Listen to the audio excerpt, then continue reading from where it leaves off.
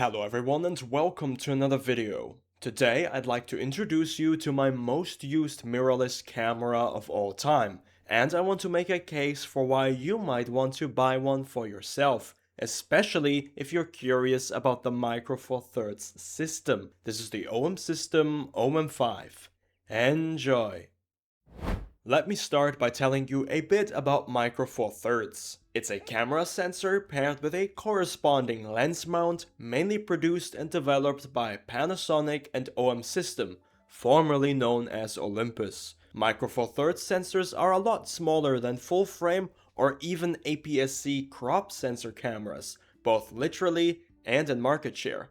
We're dealing with a more or less niche camera system that's often forgotten about, if not actively brushed off, in favor of full-frame systems from bigger companies like Canon and Sony. And that's a damn shame, because in the 2 years I've spent experimenting with all sorts of Micro Four Thirds gear as an amateur photographer and videographer, I've grown to love it. In particular, the OM-5 is a fantastic value proposition, which is what we'll be focusing on today. The OM-5 came out in 2022, so it's not the newest camera by any means. It even has a successor now, the OM-5 Mark II. I have the Mark I model, but I will assume that a lot of what I have to say about the OM-5 also applies to its successor, as they are not vastly different. The camera body itself weighs just under 400 grams or 14 ounces, yet it features thorough weather sealing and boasts a rugged, feature-packed design. First, there's the fully articulating 3-inch touchscreen with a 1.4 million dot resolution. Above it sits the electronic viewfinder with a crisp 2.36 million dot resolution. While these specs might not be the most groundbreaking, having both options in a camera body that is compact enough to fit in a coat pocket is not always a given. On the top, you'll find a mode dial with a locking button, along with 2 tactile adjustment dials, one of which wraps around the excellent shutter button. The power switch on the left side is fine where it is, but it can also be reassigned to the mode switch on the back, making one-handed operation much easier. The single SD card slot is conveniently located on the side, not inside the battery compartment, which isn't always the case in a camera body this compact, which is something that I will say a lot in this review. Speaking of battery, it houses these small BLS 50 batteries. I highly recommend picking up a second or even third one, as they drain rather quickly. As mentioned earlier, the battery only supports slow charging via micro USB. However, you'll notice we do have a mic jack, which is great for videographers.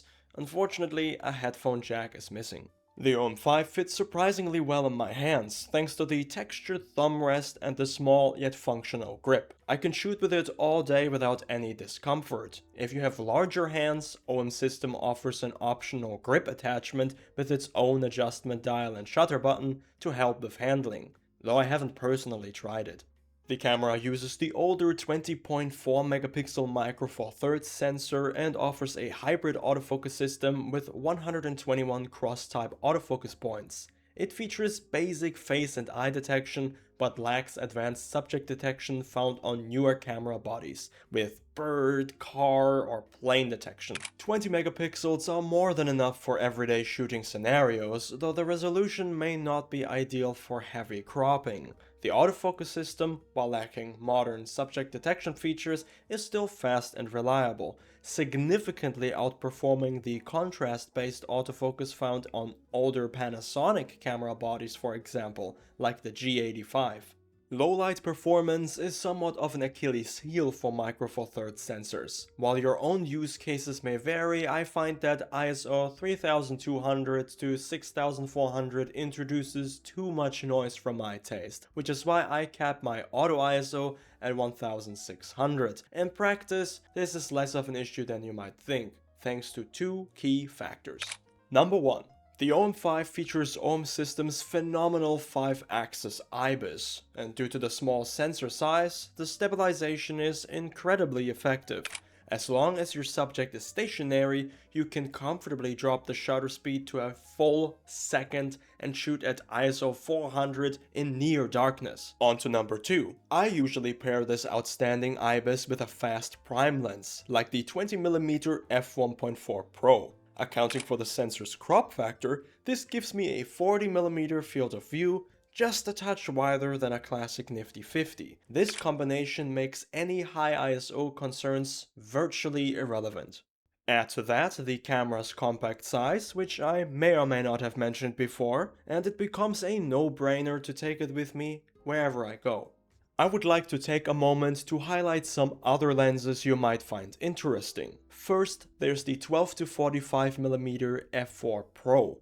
This lens offers a full-frame equivalent focal length of 24mm at a wide angle to 90mm short telephoto. For Micro Four Thirds, you simply multiply the physical focal length by 2 to determine the lens's field of view. The 12 to 45mm is an excellent everyday carry lens thanks to its versatile zoom range and surprisingly short minimum focus distance. This allows you to capture semi-macro shots with ease. Another favorite of mine is the 40 to 150mm f4 Pro, which of course translates to an 80 to 300mm standard telephoto zoom. I use this lens for everything. Think birds, sports, landscapes and more. Despite its impressive range, it remains compact and pairs perfectly with the small OM-5 body. Let's go back to the OM-5 for now. The camera's mechanical shutter allows for continuous autofocus while shooting at 10 photos per second. This sounds something like this.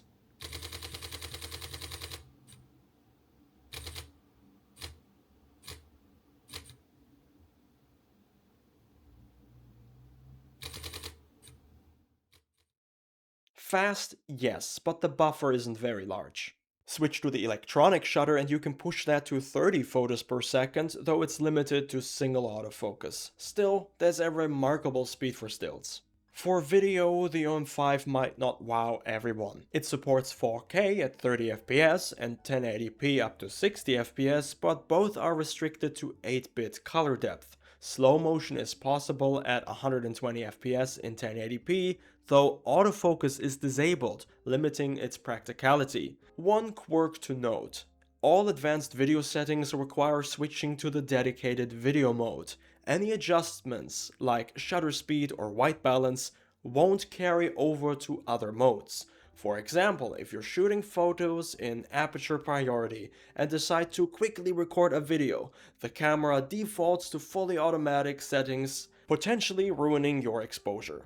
This is just something to keep in mind for more specialized video work. Personally, I use the OM-5 primarily for stills, which I believe is its main strength. The JPEGs using the Vivid preset look fantastic, and the RAW files offer more flexibility than you might expect from a small sensor.